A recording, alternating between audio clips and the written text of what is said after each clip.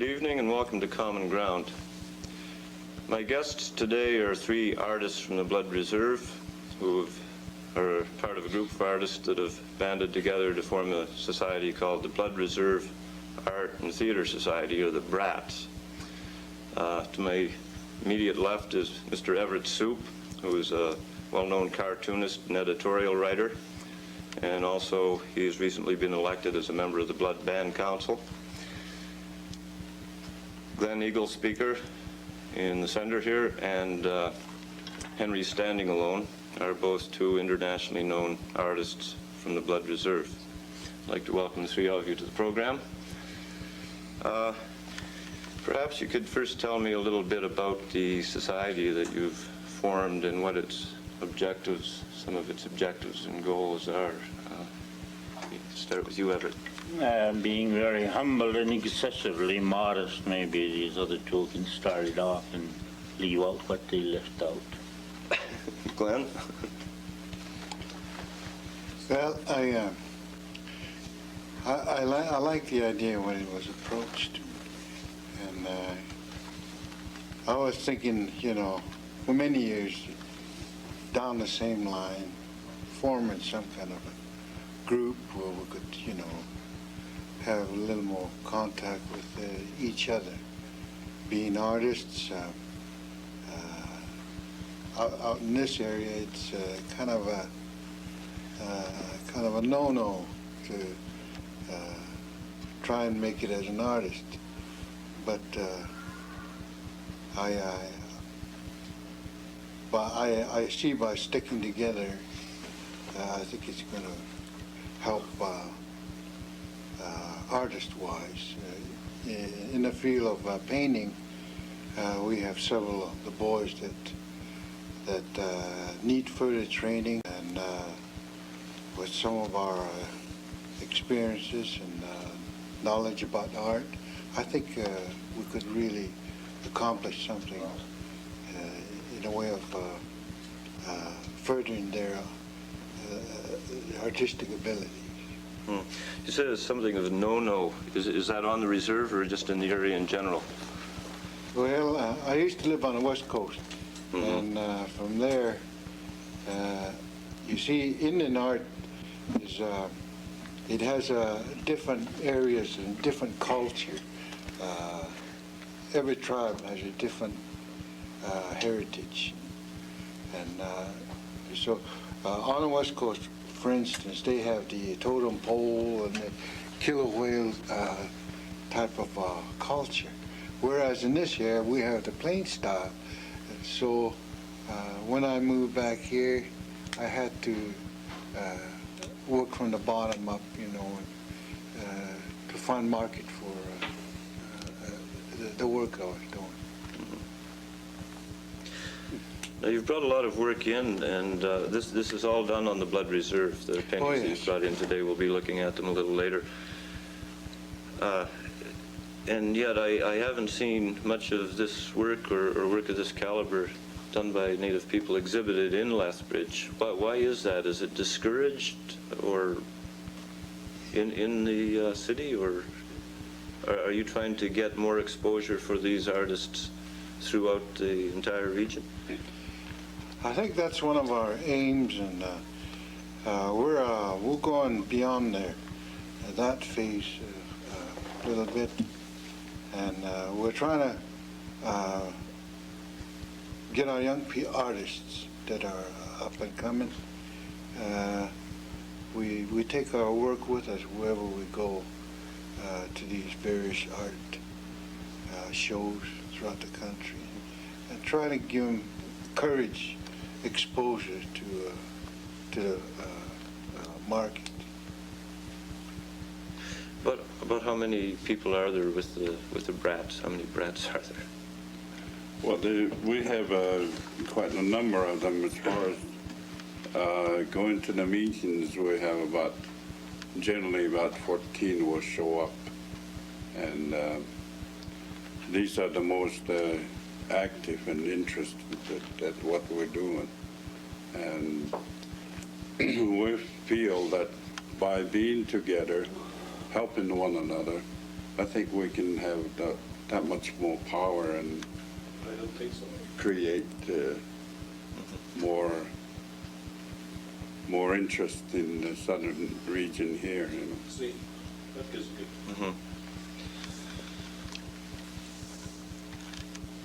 No, Everett, is this just specifically on the Blood Reserve, or are there people from Gleason and the Pagan as well?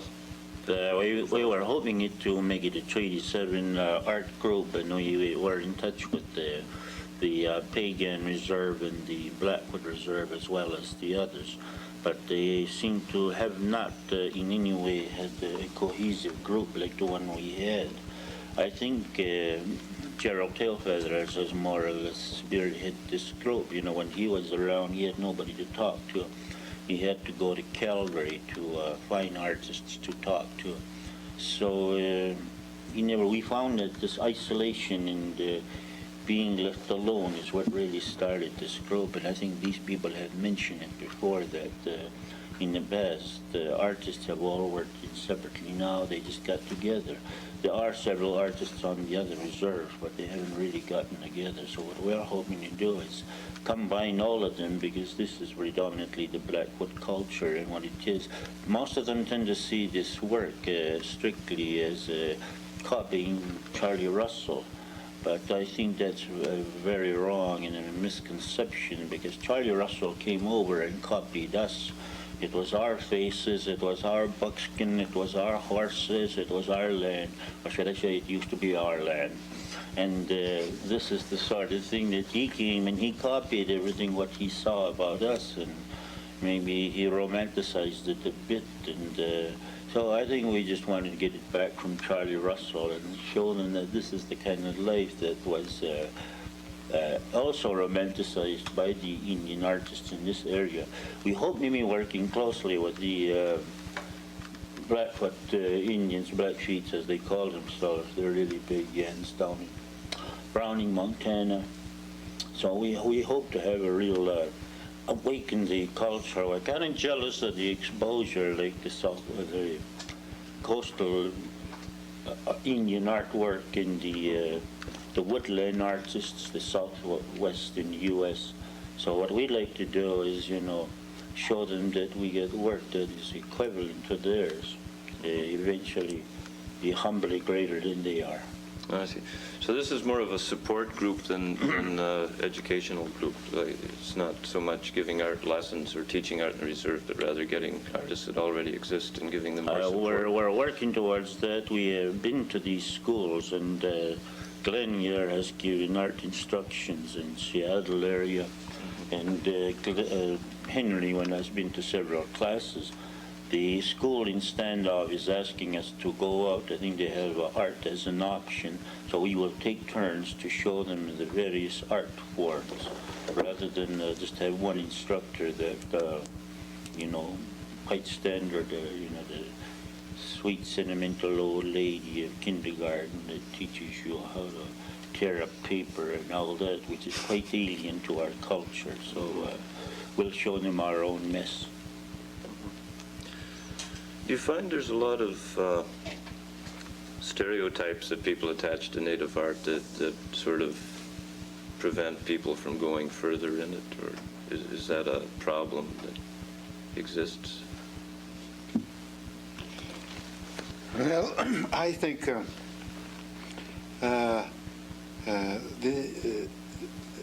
an artist himself, he realizes that he has talent when he's at school, especially the Indian children. They have a lot of talent. Some of them don't know that they have this great talent, and it's. I always say that the Maker gave you two good hands. You got to find out what they're good for. And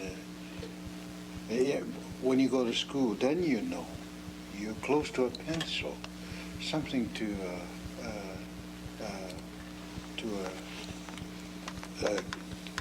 give your message across, whatever your meaning. Some people are good at drawing pictures just in a flash.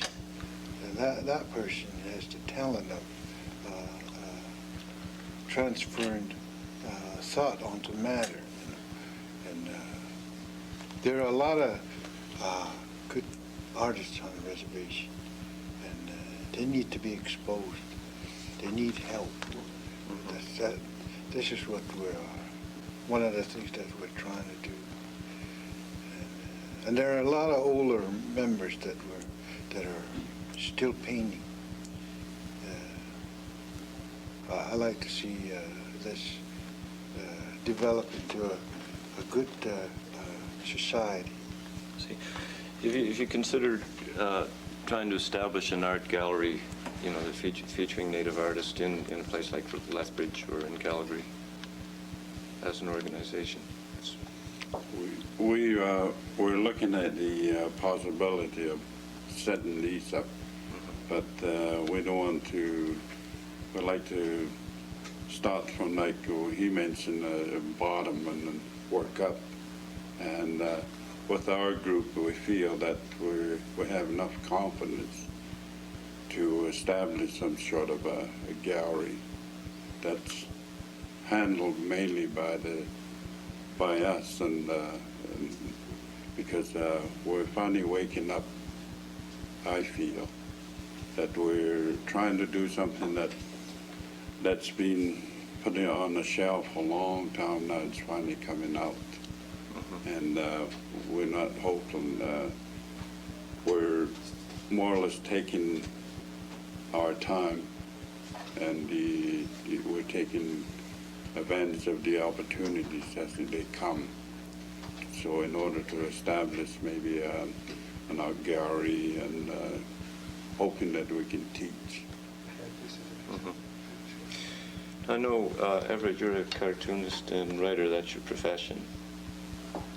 More or less, yeah, but art was my major. Nobody ever seems to know that I'm also a painter. I've had a couple shows and the like, but I've never really strived to. I believe you had mentioned it on the other day, where somebody was saying, if you're also a painter, how come I never knew about it? So when he told me that, when I was bragging about how humble I was, he said, well, see, look, you're not even famous for your painting. But I told him I'm only famous to a very elite and select group. I see. So, but that is incidental. I think to me, being famous is kind of something that an artist only strives for fame to be able to get a just return for his artwork. I know a lot of people get carried away with egos, like these people, humble couple here. I think that's our trouble. Our organization is the only thing that's humble. Is the society. They're also egotistic. They're way up here. They have to come down and bring up the society before we get anywhere. And as for stereotyping that you mentioned, I think when we think of artists, we think of somebody that's sleazy and dirty and got grime all over him. We don't seem to have any paint on us, and this is something that we always see. And they're looked upon as bohemians, and somehow, and being rowdy drunks. I think the Indian is already a drunken stereotype image, and he's always being called a dirty Indian, and maybe not a bohemian, but he is a nomad. So the stereotyping of an artist has already been stereotyped on the Indian, so we have a difficult time trying to get an image of what the Indian is. So we're not even striving for image. I think we like to promote our work and try to do away with some of the stereotyping that the white people have about us. So we're not interested in any stereotyping or creating an image, other than try to, I think we would like to make a living on our artwork. See, I have to degrade myself to get into council. Because I couldn't make any living on my artwork. And the same thing with cartooning. I had to be a parasite of the politicians.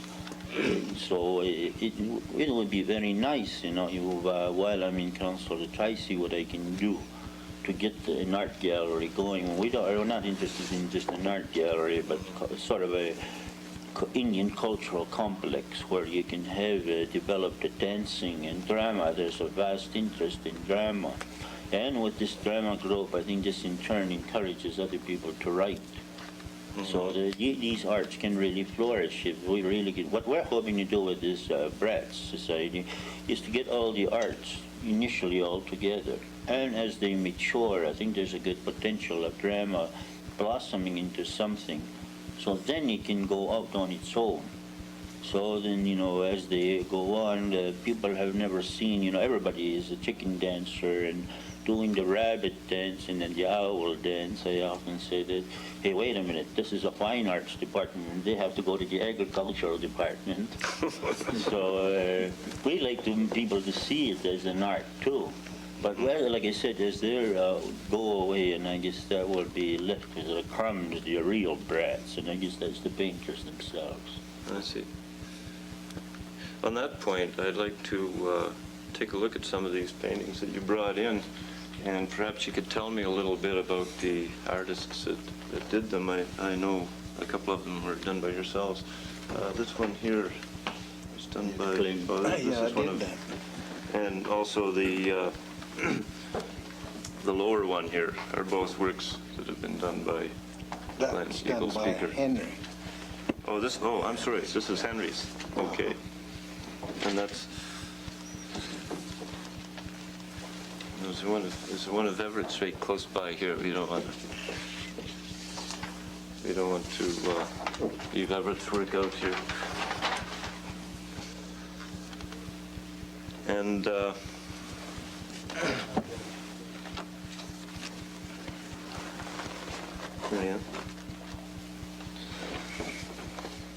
We get a variety here from our off-camera person. No, whose work is this? That's mine. Glenn, it's the other way around. The other way. Right. Holding it the other way. Get it upside down. I got it upside down. It goes like this? Oh. No, the other way. Up. There, I mean, people have difficulty recognizing what Indians No, I look see. like. There's, yeah. Sorry about that. That's mine, and that's just starting it, and I haven't finished the work at the very basis of getting the colors together.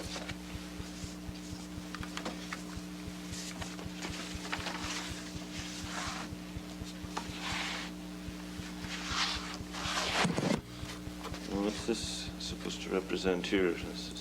That's a series of cartoons that some of these brats have been doing to depict me as, how they see me being in council. And that's Glenn, some egotistic guy building his name up and using everybody, to build him up, and they're giving hell to a slave driver.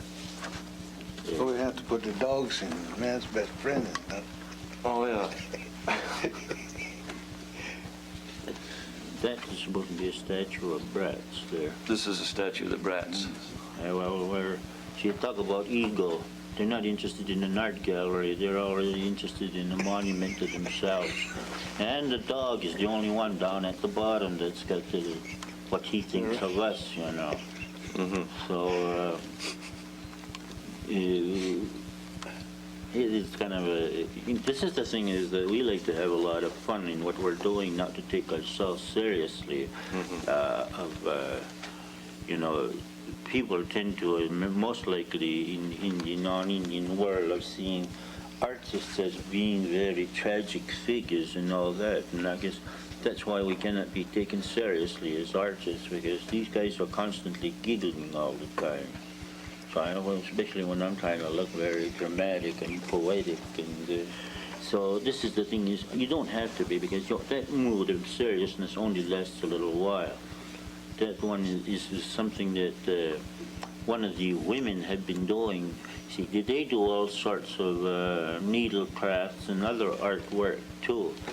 But one of the things is that a lot of these arts and crafts, people kind of you know, rip off the artist, not an outright ripping him off, but the thing is they're the middlemen, you know, and then they try to chew the artist's work down and then raise the price up after they get it so that they can make a living. So we're trying to do away with that. The arts and crafts dealers. You're talking about the people that sell. So, I mean, we're encouraging any art form, you know. I think the crafts, to me, can be seen as art if you work hard at it enough.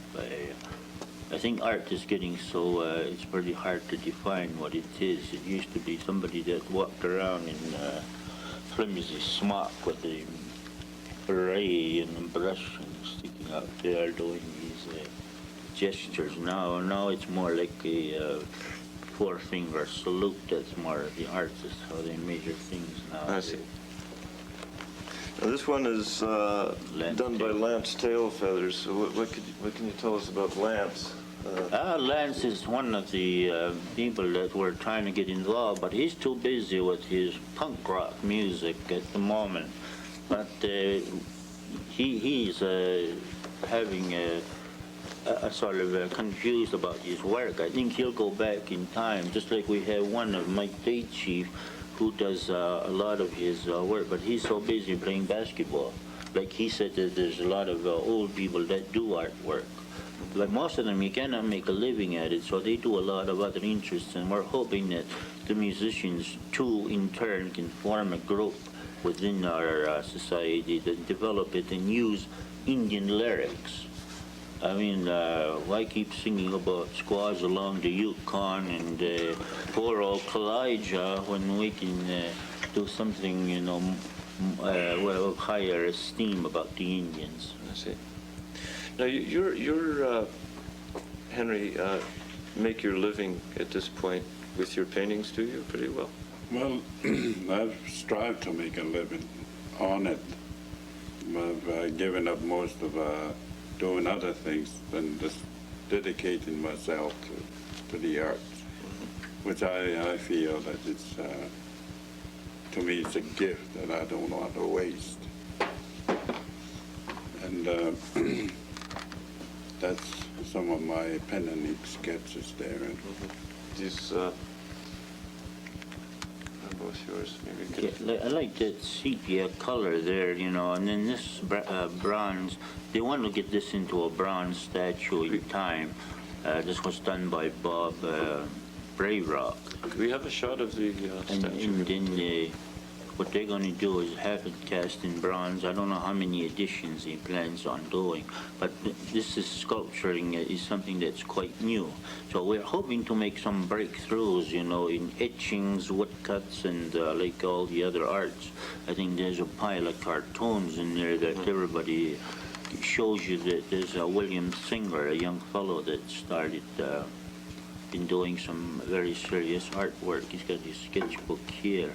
And so we're hoping that goes to show you, you know, that anybody can be a cartoonist. And so the thing is, this is well, a lot of that, like that one, and several that Henry and Glenn did, and some of the other artists are going into a cartoon book that should be out, you know, by the end of March. Is this being published by the...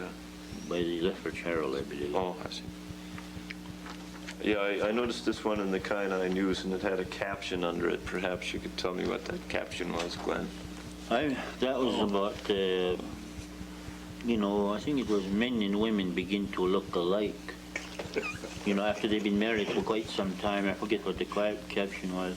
But that guy is a bachelor. He's been going around with his dog too long, so he's beginning to look like his dog.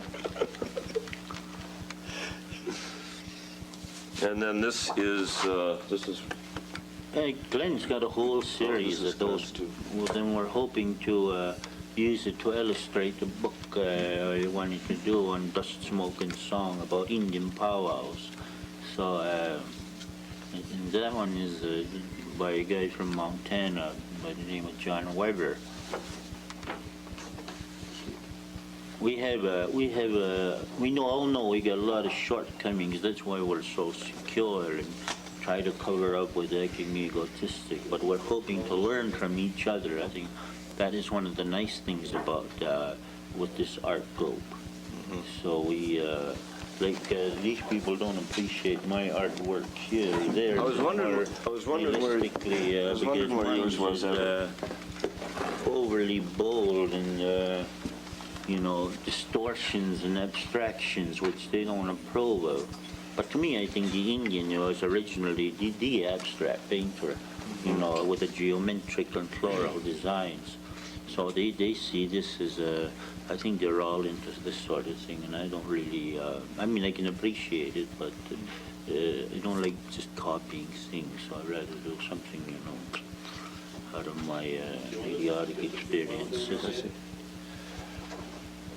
Do you have another one there that we could just show quickly before we're out of time?